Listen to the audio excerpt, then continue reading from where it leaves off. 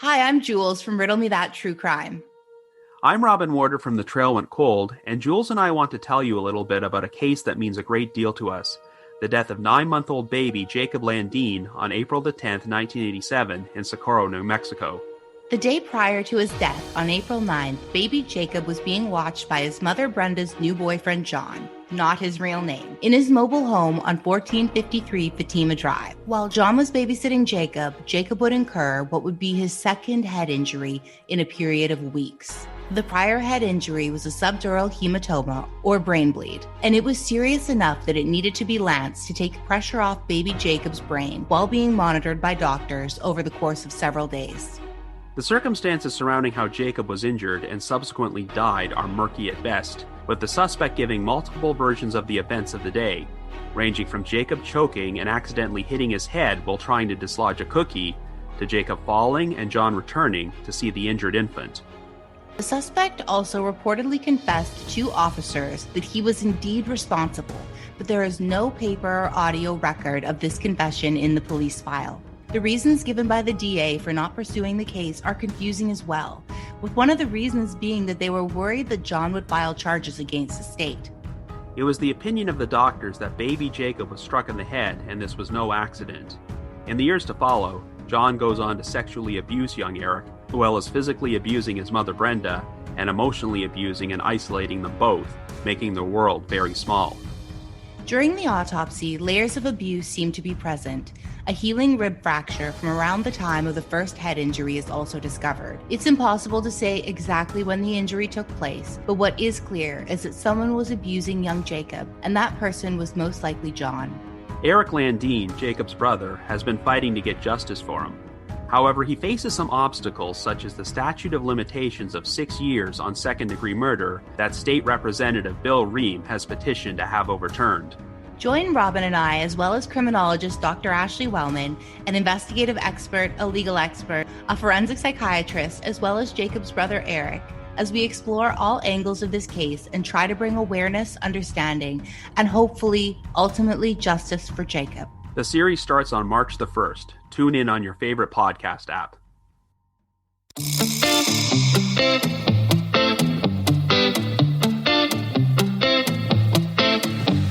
Welcome to Pineapple Pizza Podcast, where we are serving up delicious slices of mythology, cryptozoology, and urban legends. It's an interesting combination of flavors. Weird, but it works. Today's special is North American mythology. I'm your hostess, Ashley. And I'm Emily. And I'm Lindsay. You sure are. You sound like Mr. Hanky the Christmas Who. I'm Lindsay. Oh, goodness. Okay. So, no, I can do this. It's going to be good. I'm a professional. So, specifically, our special today is going to be the story of the Sky Woman and the Turtle. The Sky Woman? I've never heard this. Oh, you're going to love it. It's beautiful. Alright, let's do the sources, because you know how we do here. We research things. Alright, my main source was the book Ojibway Heritage by Basil Johnston. I also used a little bit from the book Myths and Legends of New York State Iroquois Volume 1 by Harriet Maxwell Converse. That's a reprint though, 2012. You can't find the original book anymore because it's too old. So, unless you have lots of money, don't try. Just buy a reprint. I also used a web page, it's nativelanguages.org. The actual page I was looking at was Native American Turtle Mythology. I used a page from the Ohio History Central website called the Ojibway Indians. I used a couple of Encyclopedia Britannica online articles, one on the Vision Quest and one on the Iroquois. And finally, I used an article from the Canadian Encyclopedia. This was written by Renee R., and the last name is probably Godox. I don't know. But the article, the article was on Nanobozo, so you should be able to find it, and we'll post links, probably. Maybe, if you're good. If not, you get nothing. I'm just kidding. You still get the story. That's free. We do that. Alright, so we're going to dive in. As always, we're going to do our context before the story. Alright, so the Ojibway, which sometimes are known as the Chippewa, it's the same tribe.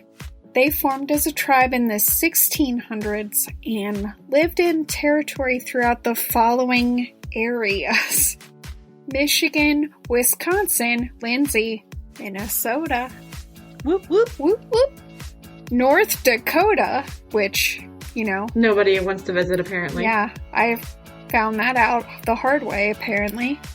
But also Ontario. They were primarily hunters and fishermen.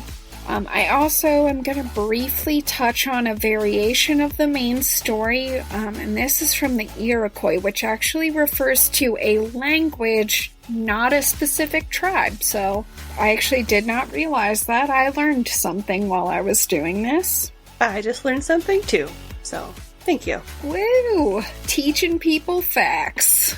The territory of the Iroquois people primarily lay in the Northeast, specifically in New York and, hey Emily, Pennsylvania. Whoop whoop! Woohoo! What about Delaware? No. Damn. No. Is that a state? That must be part of Canada. Well, actually, they did extend into Canada, because the Iroquois people could also be found in Ontario and Quebec, but didn't say Delaware in anything I read. Some of the tribes in this family include the Huron, the Seneca, the Tuscarora, and the Cherokee. I also think that this quote that I pulled out of the Basil Johnston book is great context for this story, so... Basil Johnston. Okay, I've read some of his stuff when I was researching the Wendigo, or Wendigo, however you want to pronounce it, but... Yeah, you probably would have. He's written several books on the Ojibway, and they're really good. I think the other one I have is called Ojibway Ceremonies. That sounds right. I think that's the other one. Nice. But I think this quote is phenomenal. So Johnston writes, "Readers are asked to bear in mind that like any other language, Ojibway makes liberal and imaginative use of images, metaphors, and figures of speech to express in the concrete, abstract ideas and concepts. The stories recorded are not to be interpreted literally but freely, yet rationally, according to the Ojibway view of life." So I think that's important for us to keep in mind, because I know as modern audiences, I think we do tend to interpret mythological stories as being very literal when that's not always the case. Another comment that I think is really important for context from Johnston was that, according to Ojibway elders, the truths of stories must be lived out so they may become part of a person's being. That's really pretty. I don't know if I've ever heard something more beautiful than that. That's really cool. I like that. Me too, so I had to share with everybody. Alright, now let's talk about turtles. Because they're important. Woo, woo. I like turtles. By the way, the first time you shared that GIF, I was like, I don't understand what's happening. And then I Googled it and I found that YouTube video. Yep, I watched it. It's so great. I watched it a couple times. Anyway, turtles. Oh yeah, turtles. That's what we're doing. That's what we're doing. So all animals hold a special place in Native American beliefs, but one animal plays a particularly important role in the myth that we're looking at, and that is the turtle. So according to nativelanguages.org, the turtle plays a positive role in much Native American folklore. And because turtles are used, I skipped a word there. Because turtles are used in so many indigenous creation myths, the continent of North America is sometimes referred to as Turtle Island in native cultures. Symbolically, turtles are associated with protection, long life, and even fertility. So why did Ben Franklin not pick that as the national creature? Because I think we do birds, don't we? It had to be a bird. Isn't it always birds? Yeah, it's like there's a bird, there's a flower, there's a tree. There's not a reptile, is there? No. Wait, are turtles reptiles? I don't even know. Ooh, they are. They're reptiles. I nailed it. Didn't even know, but I was right. Boom. I wish instead of North America it was Turtle Island. I want to say I'm from Turtle Island. I like that. You probably can. I'm just going to from now on. I mean, technically... What continent do you live on? Turtle Island. Technically, it's not wrong. Okay, so we have to also talk about another figure who plays a role in this story, and he has a lot of different names. I think I'm primarily going to stick with Nana Bush because that's the name that I've seen in books and stories most often, but he's also sometimes called Nana Push with a P or Nana Bozo. So he is a heroic trickster figure. Ooh. Yeah, I love a trickster figure. This is something that you should all just learn about me right now. I'm gonna work them into lots of stuff. Deal with it. He reminds me of Aunt Nancy. Anansi. Anansi? Oh, yeah. Who is also known as Aunt Nancy. Okay, I don't know that name, so that, threw me off for a second. That's the Caribbean, Jamaican, I think, version of Anansi is Aunt Nancy. Tricksters like to have a lot of names because they're tricksters. So, he's often closely associated with indigenous creation stories. He is a shapeshifter who has a dual nature.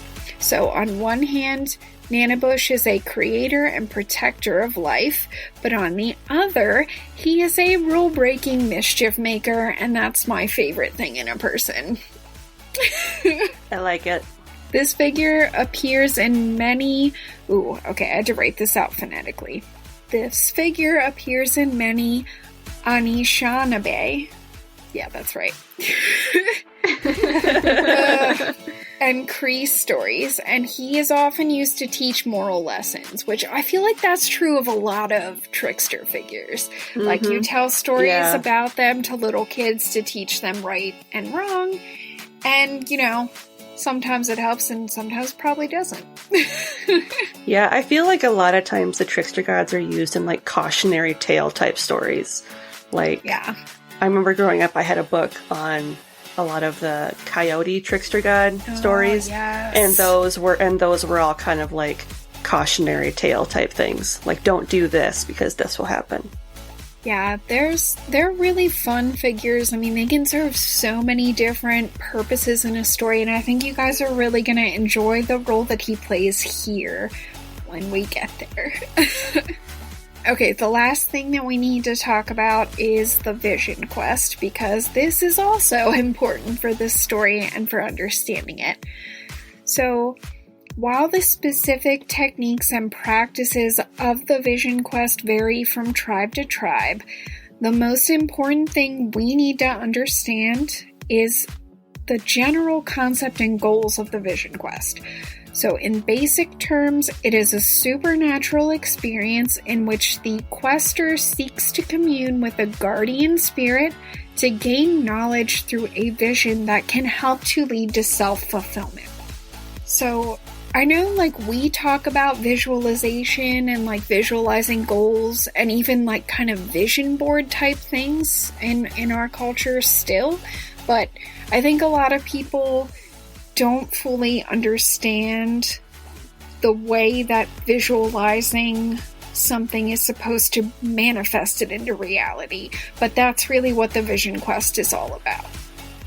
So would it be the white person's version would be the secret type of shit? Okay. As far as visualizing things? I'm gonna humiliate myself right now. I skipped the secret fad, so I don't... I mean, I skipped it too. I just remember it. Yeah, there was this book called The Secret, where it was basically you're supposed to the secret to manifesting whatever you want, whether that's I want to make more money or I want to lose weight or blah blah blah blah blah.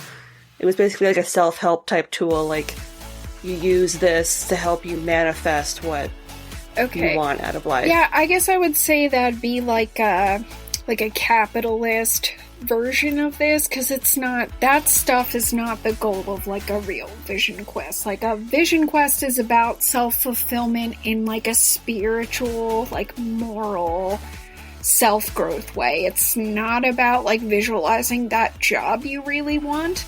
But yeah, we kind of ripped that idea off and bastardized it. Yeah. I know, like, Celtic cultures, for them, vision quests were done at specific times in life. When you were going through, like, when you hit puberty, that was a big thing. You would go out and you would have your vision quest so you could kind of figure out what direction the ancestors wanted you to go in life, and it would give you these kind of cryptic messages that you have to figure out on your own what it means. But it was supposed to be a multi-day thing that you sink yourself into on your own. So this is strictly your journey and nobody else's. I don't know if it's the same thing for Native Americans, but I know it varies though a lot from tribe to tribe, so that's why I didn't really get into all that. I know there are some where it is like a multi-day type of thing. It is very much a personal experience. It's something that you do on your own. I know it's a lot about, again, overarching, about realizing your place in your society, kind of, and how to best fulfill your role and how to be the best version of you, the most fulfilled version you can be.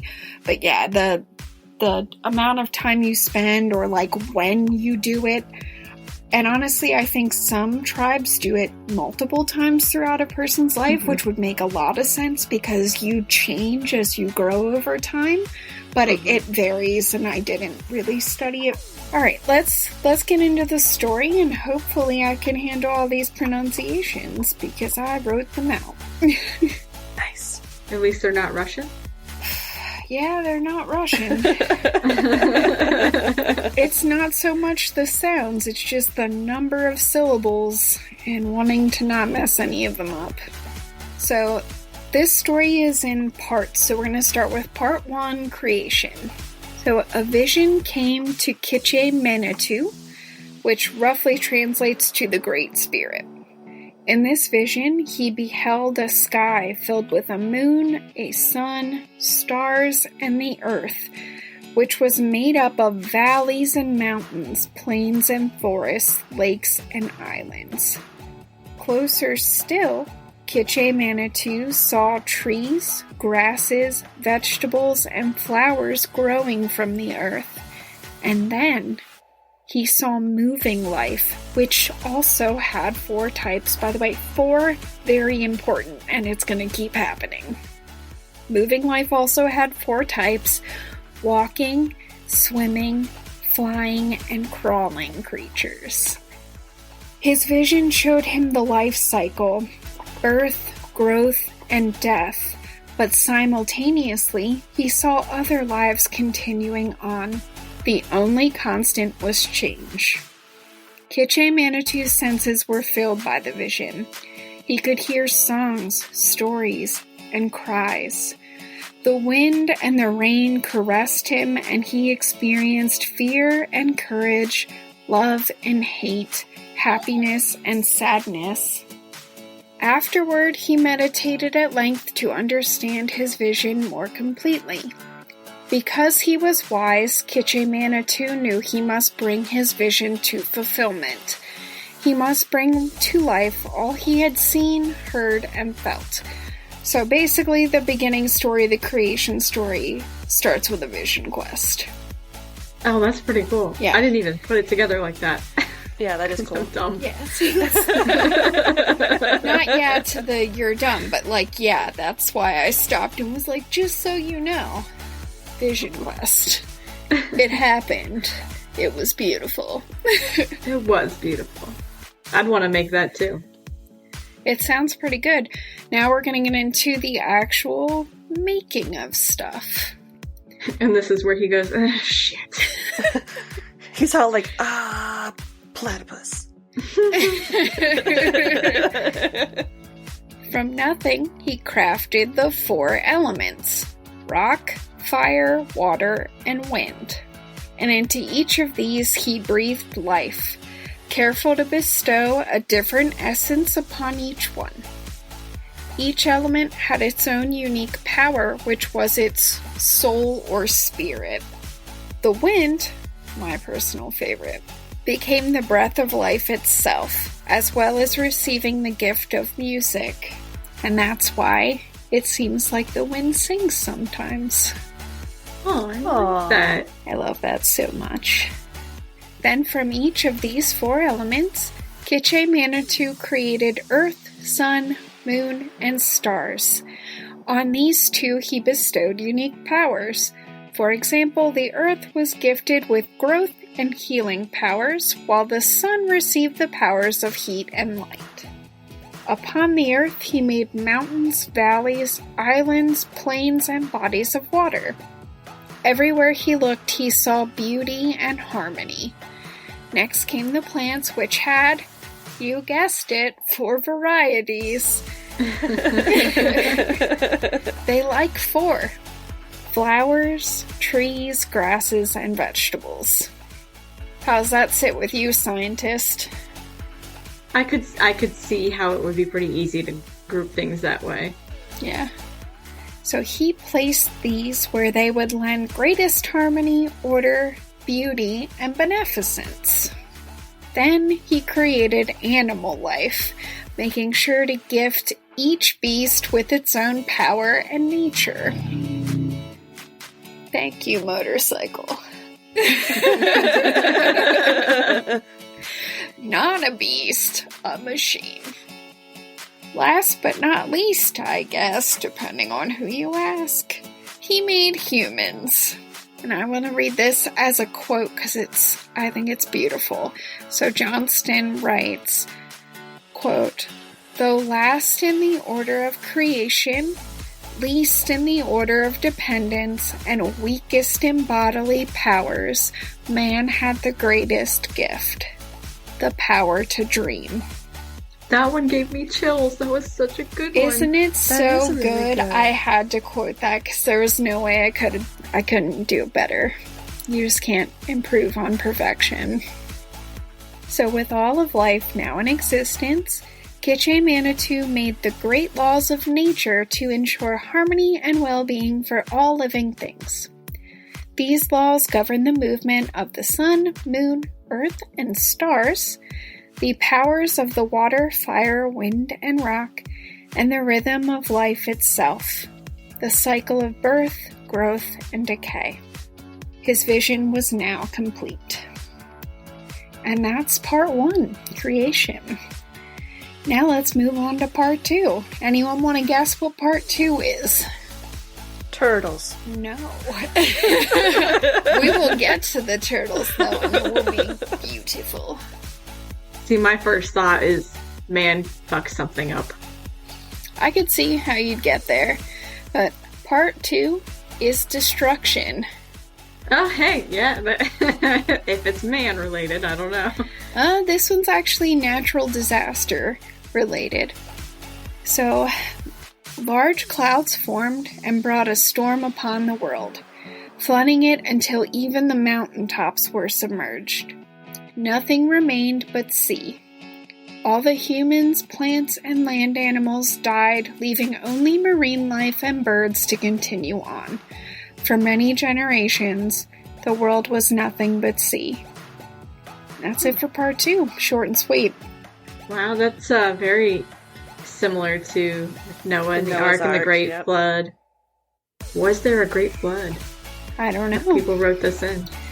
Was there? Or do we just know from our observations that all creation always ends in destruction and then rebirth? Which, by the way, part 3 is recreation. In case anybody didn't see that coming. Spoiler alert. Just so you know, we're coming back. So decades later, the rains finally ceased, the clouds cleared, and the sun shone its light on the world once more. Up in the heavens, there was a lone spirit, the Sky Woman. Without companionship, she grew sad and lonely until one day she asked Kiche Manitou to somehow ease her loneliness.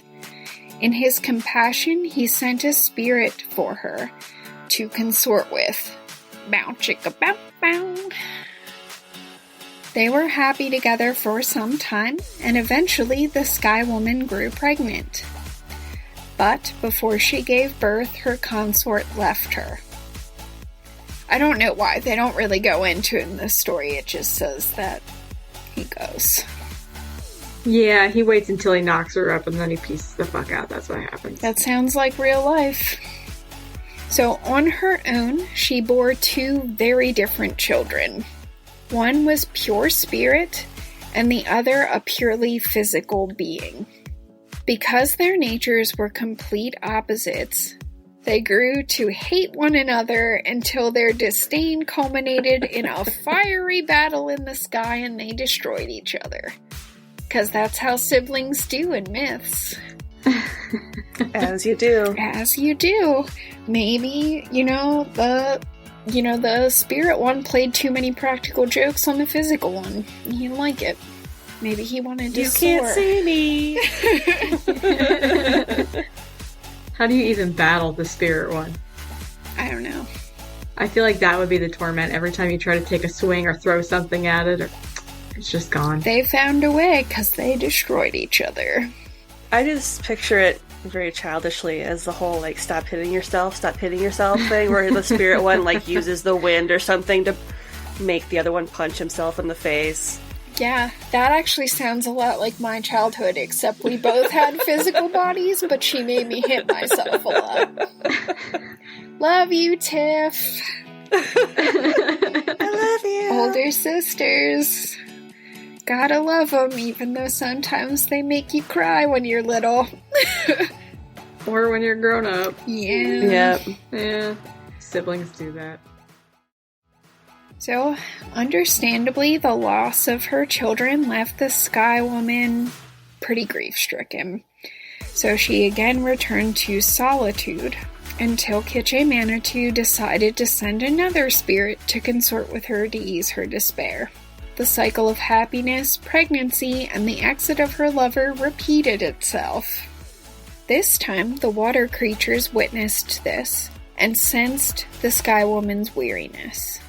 They pitied her, so they sought ways to ease her burdens.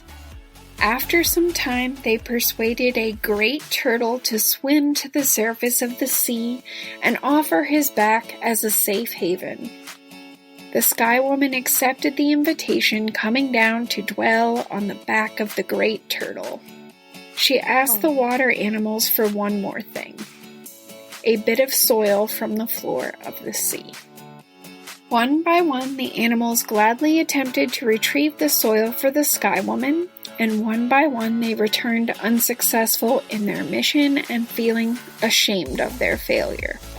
Finally, only one swimming creature remained to try: the humble muskrat. When the muskrat offered to dive for the soil, the other animals laughed derisively, for they doubted his strength and endurance. After all, hadn't they already tried and shown how difficult the task was?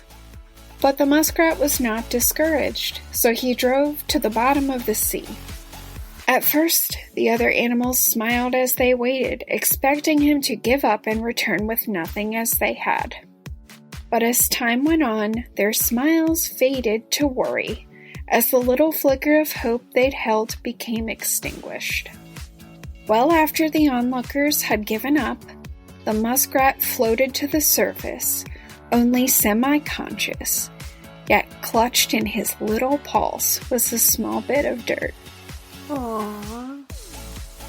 While the other animals tended to the muskrat and made him well again, the Sky Woman painted the edge of the turtle's shell with the small amount of soil. Then she breathed the breath of life upon it, causing it to grow immediately and cover the turtle's back, so he became an island. Now, in the Ojibway version of this myth, once the island forms completely, the turtle's job has been completed, so he's allowed to swim away and enjoy his freedom. But in the Iroquois version, the turtle becomes the earth bearer from that time forward. And I want to read a little bit from the Converse book about this. So she writes, quote, "When he stirs, the seas rise in great waves, and when restless and violent, earthquakes yawn and devour." Like, talk about looking for ways to explain things that you witness happen in the earth around you. Yep. Because, like, even though that version I think is a little sad because the turtle has to stay there and bear the weight of the earth forever, it's kind of beautiful and poetic at the same time because it's like, oh, I found a way to explain the tides and earthquakes. And that's kind of amazing. And like the shifting of the plates and all that kind of stuff, too. And you can see the turtle around you. You can see the turtle's presence through those earthquakes and the waves. You get to experience it even if you don't necessarily see the turtle. It's kind of beautiful. I think that's really cool. So that's why I wanted to include that, because I really like the Ojibway version of the story. I think it's beautiful. It's phenomenal. There's no way to ignore it, but like at the same time, I also love the way that the Iroquois version tries to add additional explanations into it. It's kind of beautiful. Alright, so let's get back to our main story. So the island was called, I'm gonna go for it, Michi Makinakon, which means the place of the great turtle's back. For his service, the great turtle became the messenger of thought and feeling that flashes between all living things. The symbol of thought given and received, of communication between things of different natures. Over time, the island continued to expand and the waters subsided. The animals found and brought flowers, plants, grasses, and vegetables to the Sky Woman so she could infuse them once more with the breath of life. She also restored life to all of the animals who'd perished in the flood, and in time the island was as beautiful and harmonious as the earth had been many generations before. Finally, the time came for the Sky Woman to give birth, and she bore another set of twins. Of course. Yep, twins are a big thing in creation stories. These children, unlike her first twins, were of composite nature, so they were part spirit and part physical being. One child was male and the other was female. While they had many differences in personality, they tended toward union with each other, for only together did they truly possess meaning. Aww. Yeah, this story is so beautiful. It's not really funny, but it's beautiful. So unique to each of the children was their soul spirit, which had 6 parts. Character, soul, spirit, heart, personality, feeling, and a life principle which gave them the capacity to dream and have visions. That's cool. Yeah. So through visions, mankind would find guidance and attain self-fulfillment. However, while men couldn't achieve self-fulfillment without the vision quest, so in that respect, they're like Kitche Manitou, so men tend more toward that spirit. Women could achieve fulfillment by giving life through the first mother, who is the Sky Woman. Okay. These knew when... Wow, I just said when. I tried to say men and women. I said when. I mushed them into one. So these new men and women called themselves the Anishinabeg, meaning beings made from nothing because their substance was not composed of the 4 elements, rock, wind, fire, or water. The creation of... Wow, this cycle of creation, destruction, and recreation was now complete. Moving forward from the beginning. So, in the first year, the animals made sure the Sky Woman and her children were fed and nurtured, for they depended upon the goodwill of the animals to survive. Every animal served in its own way except for the dog, which had the least exceptional powers and couldn't offer as much as the others. Would you agree with that sentiment? Well, I would agree with the part that comes next. Oh no, River. Foreshadowing. Oh, she's being bad, but I love her to pieces. So anyway, the dog pledged to give his love, which was all he had, and from that day onward, he never left the side of man. Oh, okay. Aww. See? God damn it. That was a good recovery. I'm like getting misty because this story like gets to me. I have had so many chills the whole time you've been telling all these stories. It's so beautiful. I'm like getting a little teary over here because this story is just gorgeous. Like, I love everything about it. We'll get to some fun stuff when the trickster shows up, but the beginning is just beautiful and harmonious. Things are gonna get dark again though, like right now, as the next part's... Okay. You'll see how it works out. So during the first winter, circumstances grew bleak as food became scarce and the winds blew harshly. The infants grew ill, striking sadness and worry into the hearts of the Sky Woman and all the animals who had come to love the children. The bear, knowing the babies could perish otherwise, offered his life to save theirs, and with his meat for nourishment, the children survived and grew strong once more. When the man and woman grew into adulthood, they never forgot the sacrifice of the bear or any of the other animals who gave their lives over the years so they could live on. When her children had been grown for many years and she was assured of their survival, the Sky Woman told them it was time for her to return to the land of peace, and that when they had completed the terms of their lives, they would leave their bodies behind and join her there. When they said their goodbyes, the first mother ascended to the sky once more.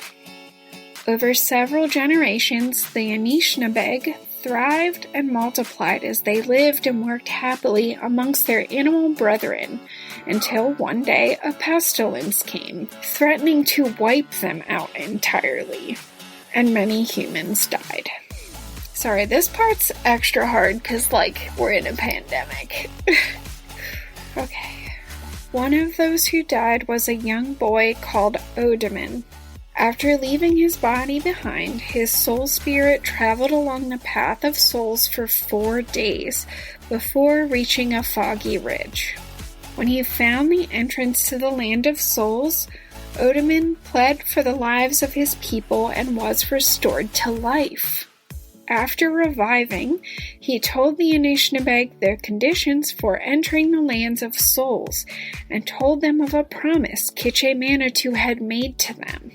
He would send an emissary to teach the Anishinabeg what was essential to their continued existence and well-being. Nanabush would be that emissary.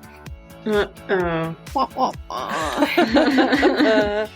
Here comes trouble. Little bit, but like fun-loving trouble, and that makes all the difference.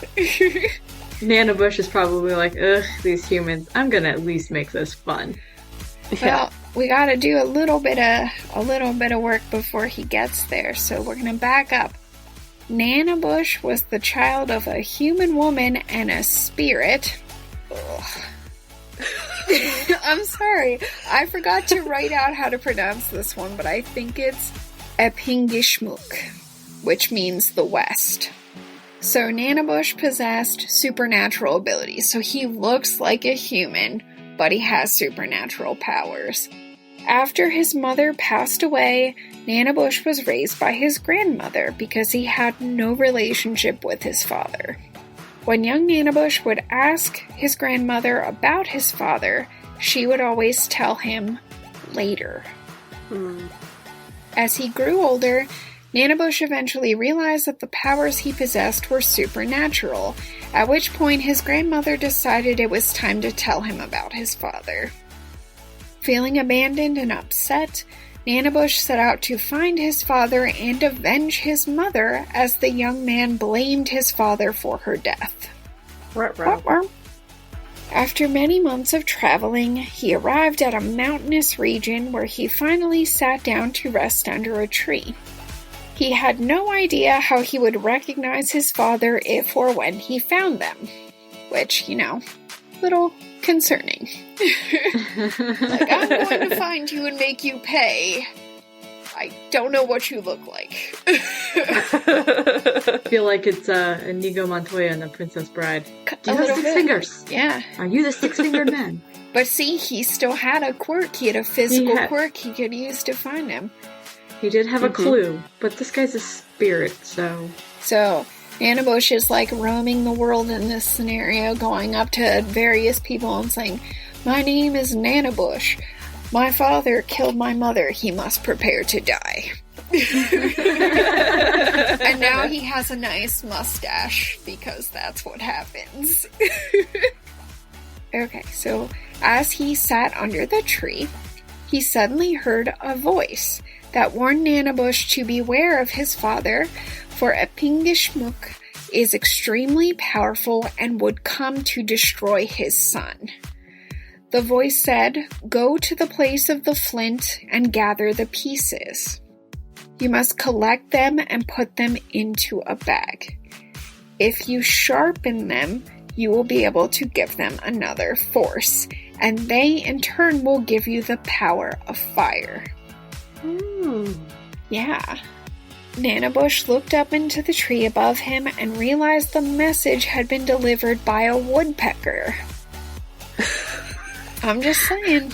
Animals. The story just revolves around animals. So he thanked... what were you going to say? Oh, I was going to say, I really, want it to be that the woodpecker gave it to him in, Morse code. By pounding on the tree. Maybe he did. He's just sitting there all day, what? What? Wait, you gotta go slower. I don't know if that was 2 dots and a dash, or 2 dashes and a dot. He's got a pencil, he's licking the end of it and trying to decipher it as he's going. You gotta do stop! As the tree just collapses above. Oh no! He's just covered in sawdust by the end of it. Aw, well, maybe it's good for the pores, I don't know. I've never put sawdust all over my body. So he thanked the bird for its advice, which he followed. While he was sharpening the flint, his father found him. Together they talked for hours, well into the night and even into the dawning of the new day. So with the sun's light, Nana Bush told his father that he'd come to punish him for his mother's death. Yep, real dramatic, probably a lot like Inigo Montoya, honestly. He's probably "Listen, I am Nana Bush, I am your son, you killed my mother, prepare to die." But he does that after they've been sitting around chilling for a while. He's like, "You know what, you're pretty cool, but you killed my mom. It's been cool getting to know you, Pops, but..." I feel like I feel like I understand a lot about myself now, but it's time for you to die. He was like, "I'm gonna kill you," and then his dad was like, "Just so you know, I can't die." So he also told his son that harming him would not restore his mother to life, nor would it give him back his mother's love. Ouch. Oh. Yeah. Nonetheless, Nana Bush was determined to fulfill his purpose, so he told his father that the next day they would fight, they're gonna duke it out. So the following day, the two met on a great plain and did battle with each other. The fight lasted a full day and continued on into the night until both of them ran out of weapons. I totally picture Peter Griffin and the rooster. Oh, yeah. And the way they always go at each other. They then fought hand-to-hand combat until Nana Bush, mindful of the woodpecker's message, pulled one last piece of flint from the thong around his neck and gashed his father's head with it. Nice. Oh yeah. And because it was a head wound, there was a lot of blood. They do that. Finally, Apingishmuk conceded, saying, "My son, you have great powers. You are my equal, not more and not less." And he bade Nanabush to return to the land of the Anishinaabeg to teach them, make them strong, and thereby fulfill his own purpose. Nanabush agreed, and they smoked the pipe of peace. They're making up now. While Nanabush had many supernatural powers, his most unique gift was the ability to change his shape into anything he wished, from the smallest pebble to the largest bear to a man. One of the greatest lessons he learned from his shape-shifting was to accept and endure the limitations of any given form and of nature. As an eagle, Nanabush could soar to great heights and touch the clouds, but he could not dive or swim as a duck could.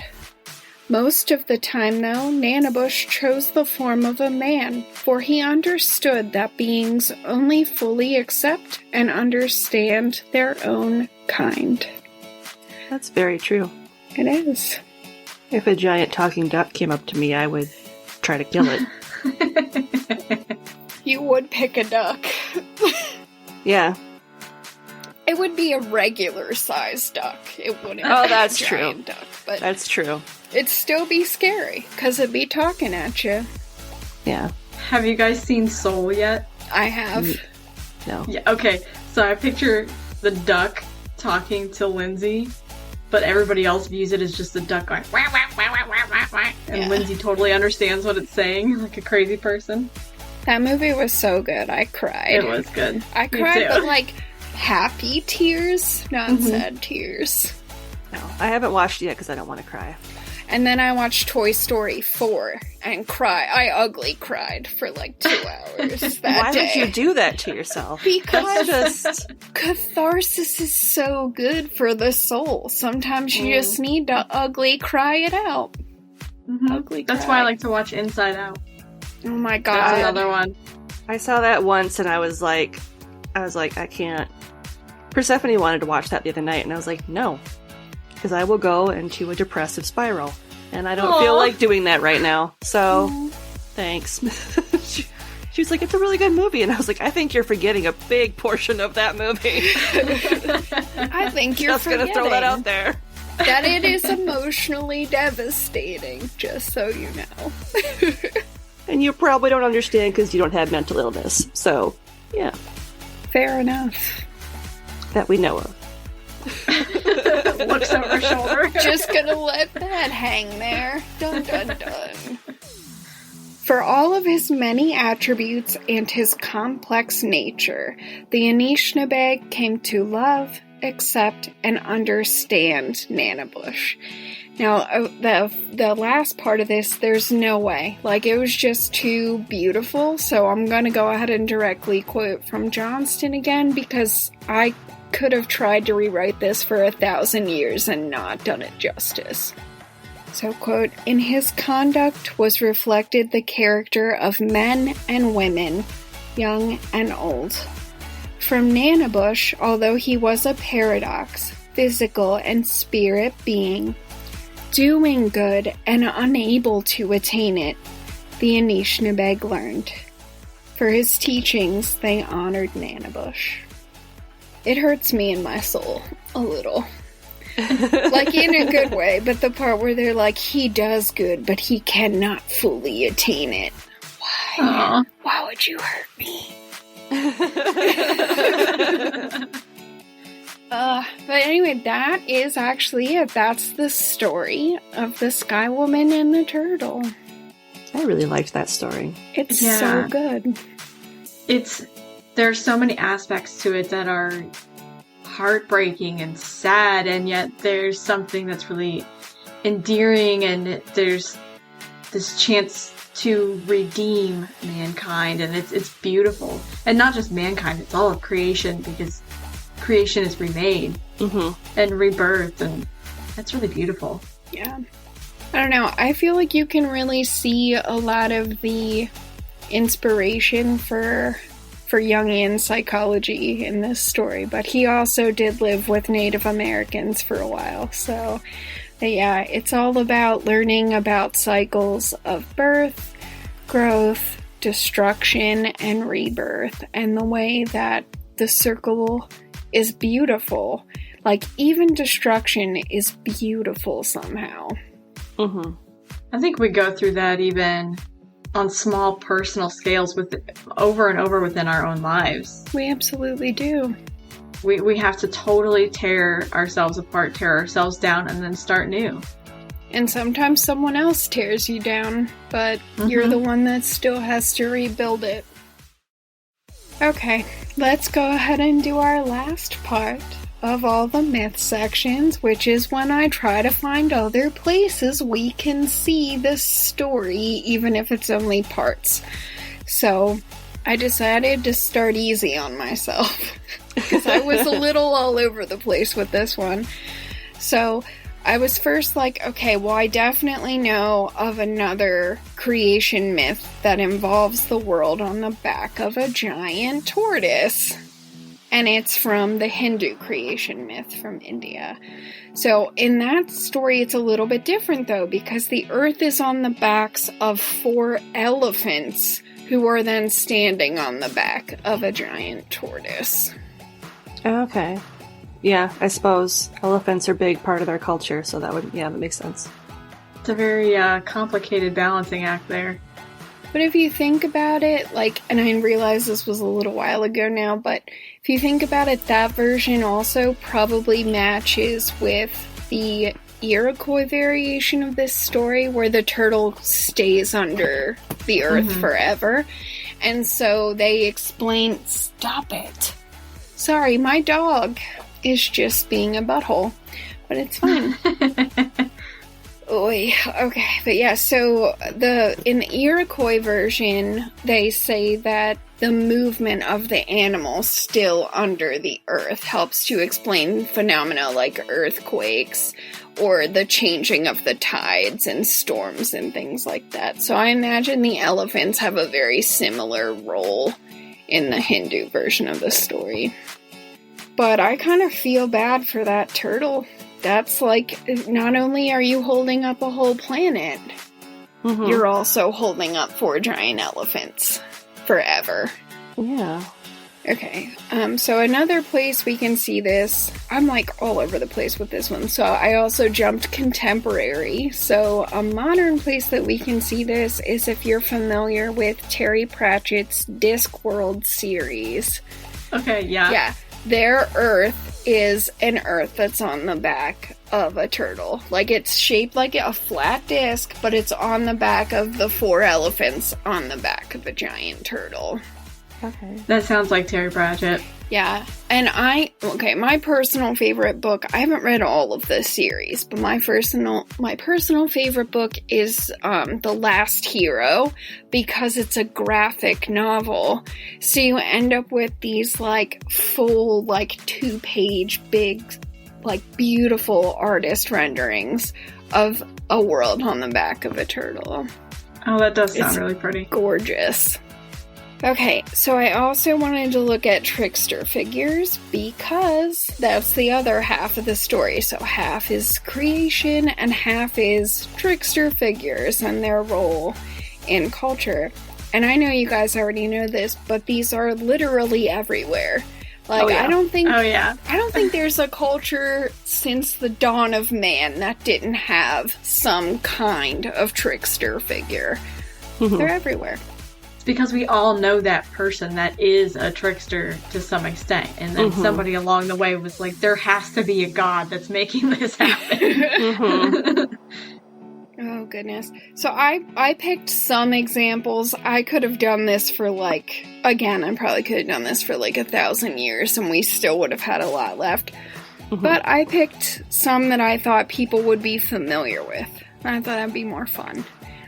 So the first one I picked, I know, is Lindsay's favorite. Lindsay, who is it? I think it's Loki.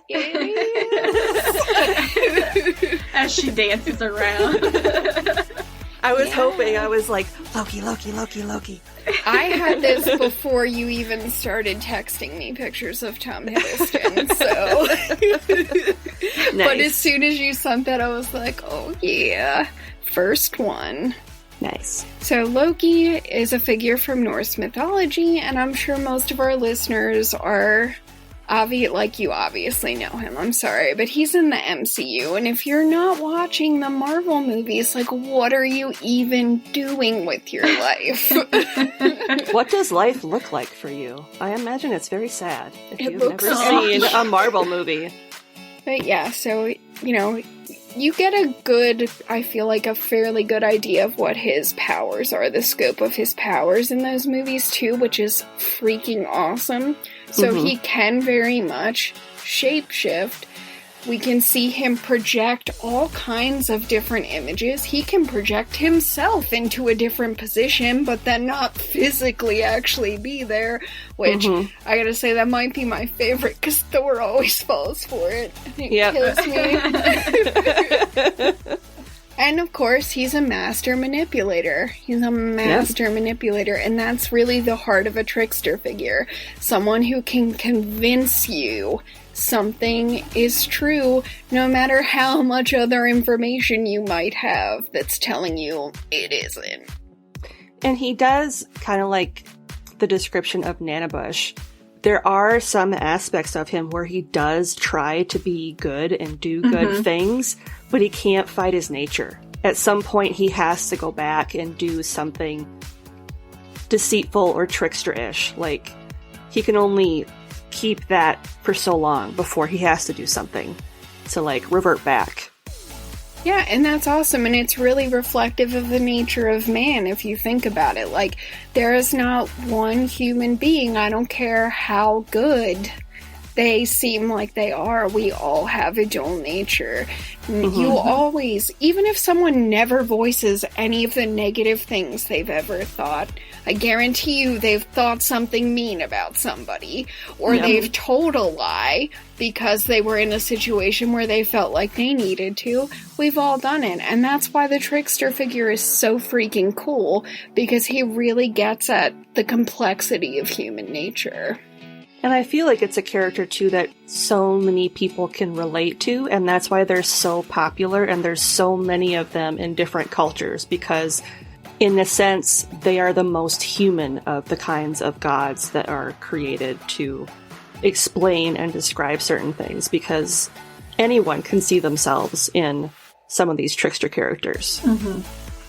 I think another really interesting thing about trickster characters, like you said, they can often... They're not evil. No. I don't think I've ever seen a trickster character that was at heart evil. They're troublemakers.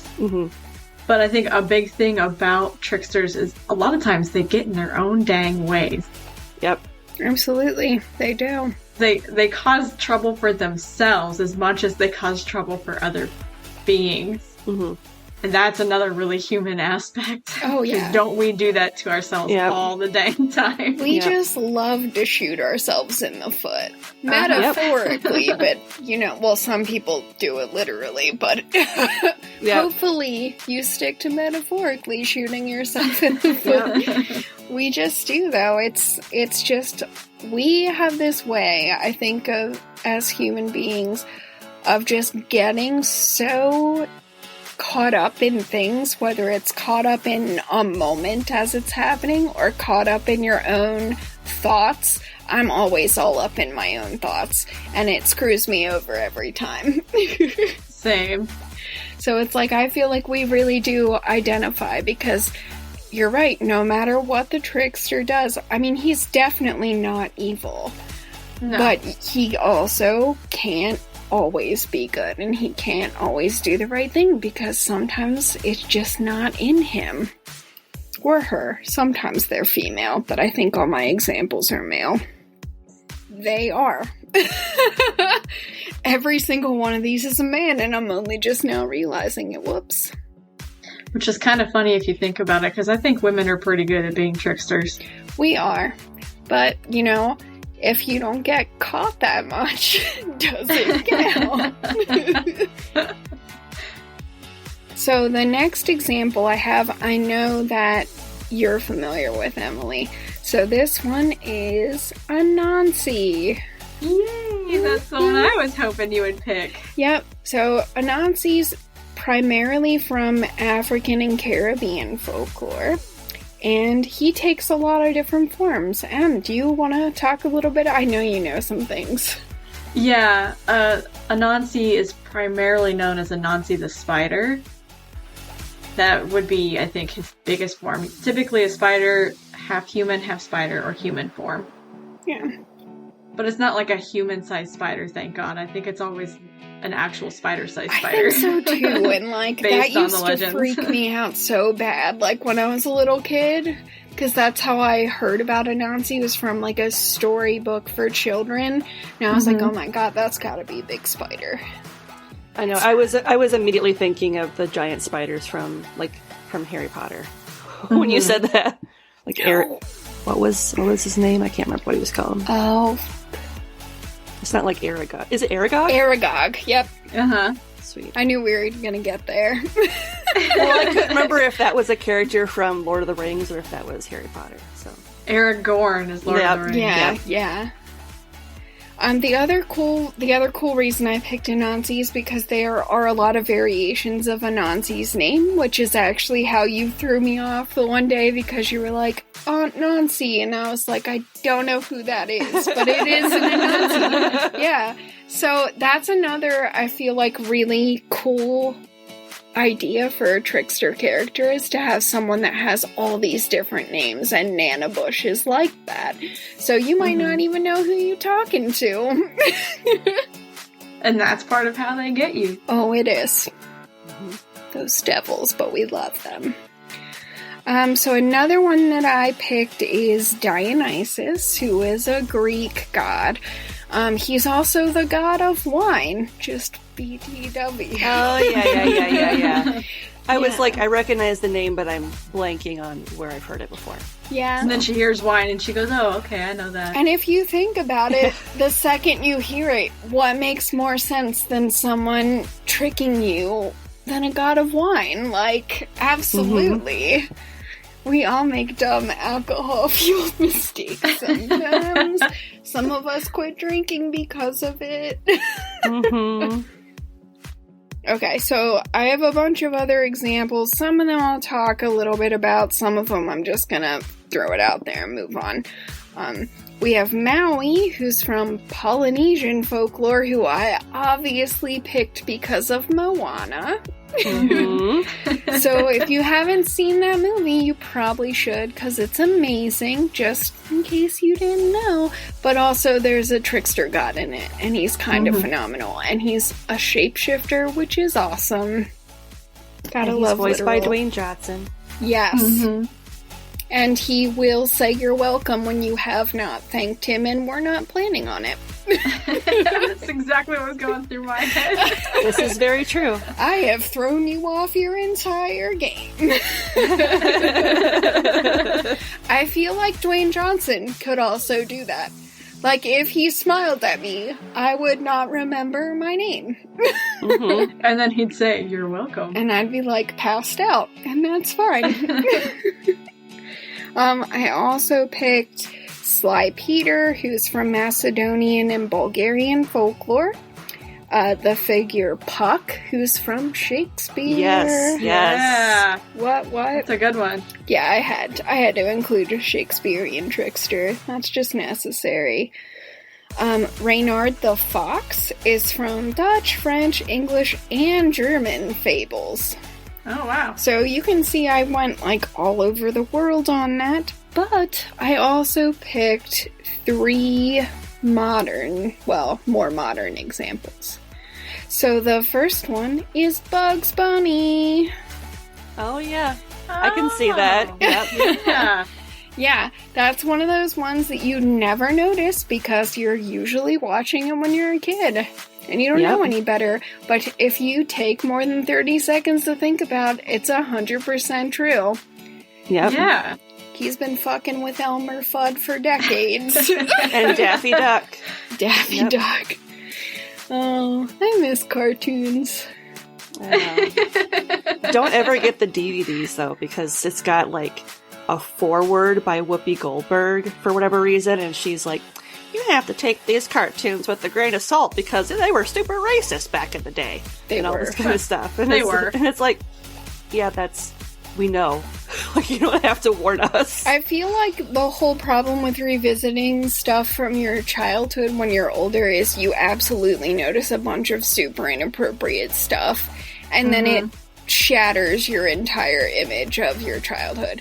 Like, finding out that Rocco on Rocco's Modern Life was a phone sex operator for a while, that messed me up. I was today years old when I learned that. Me too. I will send you both the picture that I saw online that made me realize that that is 100% true. Oh my god. It will mess you up. Thank you, Nickelodeon, for that one. Listen, they got away with it because you didn't know until I just told you. It's like all the innuendos in Shrek. Oh my god, There's yeah. so many innuendos in Shrek that as an adult you're like, oh my god, I don't want my kids to know this stuff, but they don't get it. They don't. They'll get it later, and then they'll be like, how could you let me watch this?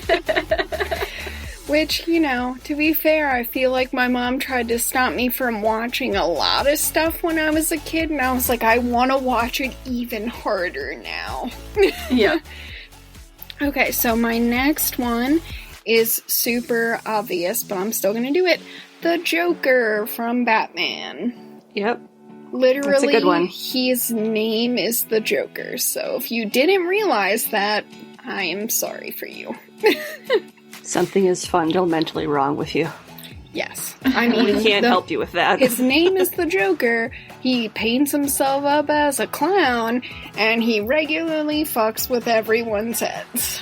You should have known. And the last one I picked is one who annoys me to no end, Q from Star Trek.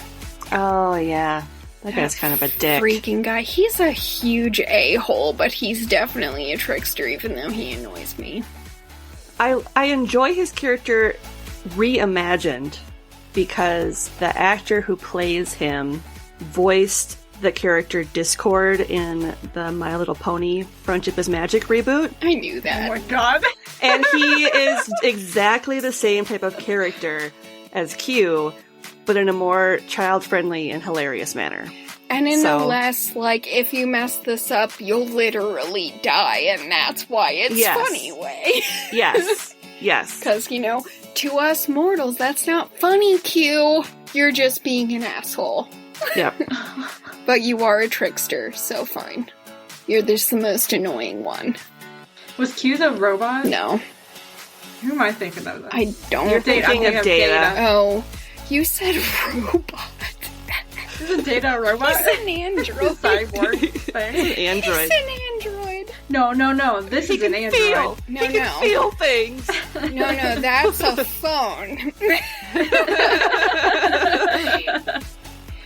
Anyway, so I could have kept going, but those are the ones that I picked. So yeah, I feel like there are probably tons of connections between this story and cultures throughout history, all around the world, and even into today. Because we're fascinated by tricksters forever. It's because they're fun. They are. They are fun. Unless they're cute.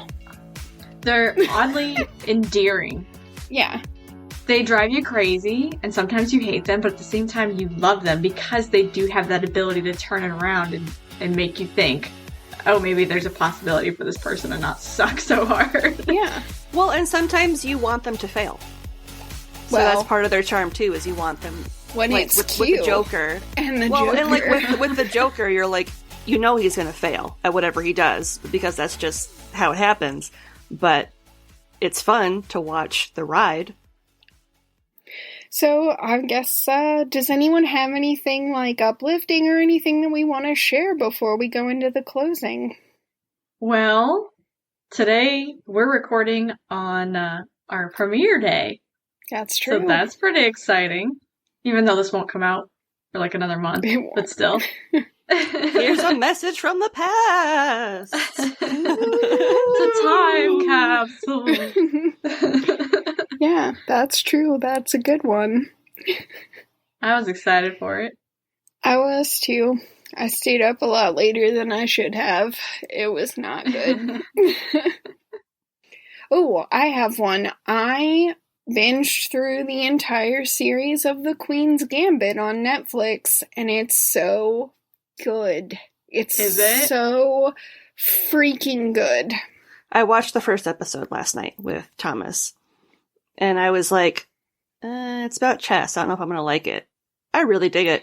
I was also really ambivalent, and I was like, I'm gonna give this, 15 minutes, and if I'm not in, I'm gonna turn it off, and no, less than 5 minutes, and I was like, I have to know everything! And then, because I'm a weird person with an addictive personality, as soon as it ended, I started it over again. So, I'm almost back through it a second time now. What was the other series that you just binged all the way through? Oh, the flight attendant. That's Flight it. Attendant, yep. That's on HBO Max. Also really good. Did not know it was a murder mystery, though. That was an accident.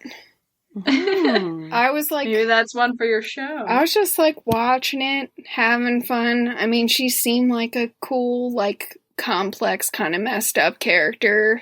And I was like, well, this could be really interesting in, a human... flawed human redemption story kind of way, which I guess it kind of is still. But yeah, someone got murdered and I was like, what the fuck? And then I had to back it up because the way that you find out someone got murdered, it's very unexpected. Have either of you seen House of Cards? Yes. No. So it's, yes. I would say this was equal shock value to when he pushed Zoe in front of the subway. And you had to back it up because you were like, what just happened? Because you were sure you missed something. Yes. And I didn't. I backed it up 3 times and I was like, no, I didn't miss anything. That person's just dead now. Yes. Yes, I honestly think if I'm remembering right, I stopped watching after that because I was like, I can't go through something like that again. I can't do it. It was really traumatizing. It was. It was. I was like, if he throws anybody else in front of any subways, I'm gonna just lose my shit like that. Things like that mess me up so bad, but at the same time, I really respect that move as a writer because in stories, we always want things to be neat and to make sense, but in real life, that shit never makes sense. So it's this intense, 30 seconds of grief for someone you don't even know and who isn't real. And it very much solidified in your mind that, yes, he is an evil piece of shit. Because up until that point, you're like, is he just a dick or is he truly awful? He's truly awful. He will throw your ass in front of a moving train. He is a dick. Yeah. Well, this was kind of the opposite effect where you're because you don't know who did it in this specific instance, you're is the main character an awful fucking person? Are you more than just someone who's deeply flawed? Are you actually a murderer?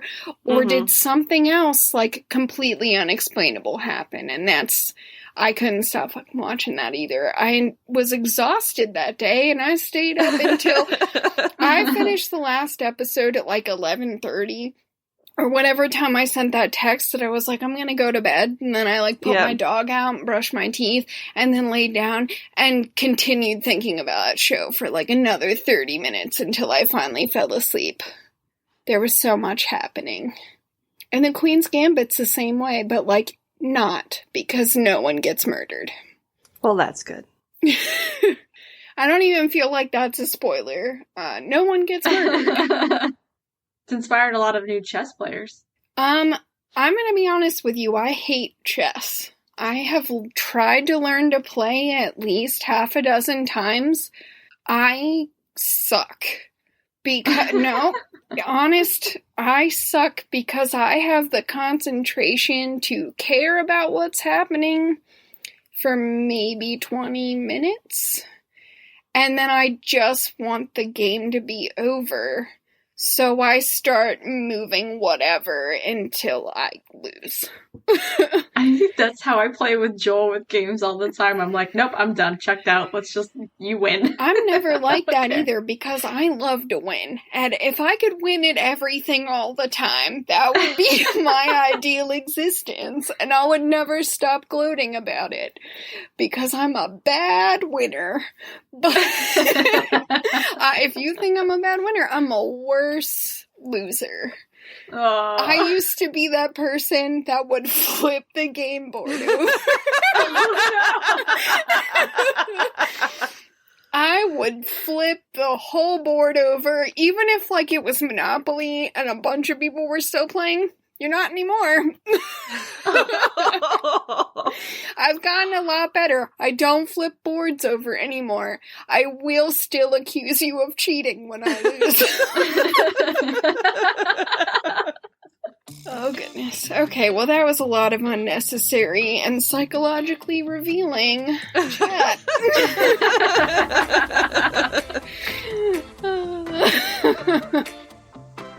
Alright, I better close it up. Thank you for coming to visit our beautiful pizzeria and enjoying a harmonious slice of North American mythology. Pineapple Pizza Podcast, sweet and cheesy.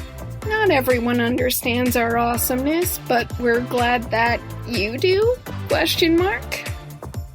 If you're enjoying the show and you'd like to help support us, check out our TeePublic shop for some amazingly fun and funny merch. Or if you want to do a one-time donation, you can do that on buymeacoffee.com and buy us a fresh slice, because we can never get enough. Of basically anything, if we're being honest.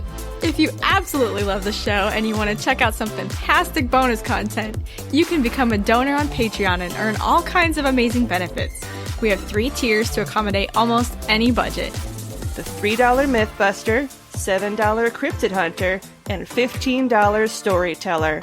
Become a patron today and start enjoying all the perks and extra content right away. Don't forget, you can find us on Twitter and Instagram at PineAppPizzaPod. That's PineApp, A-P-P, Pizza Pod. You can also send us questions, comments, and topic ideas at pineapppizzapod@gmail.com. Remember, there's the 2 P's in app. Otherwise, you're emailing someone else, and I don't want to be held responsible for that. Thanks for stopping in for some deliciously weird morsels, and just remember, no matter how you slice it, you're awesome. And we love you.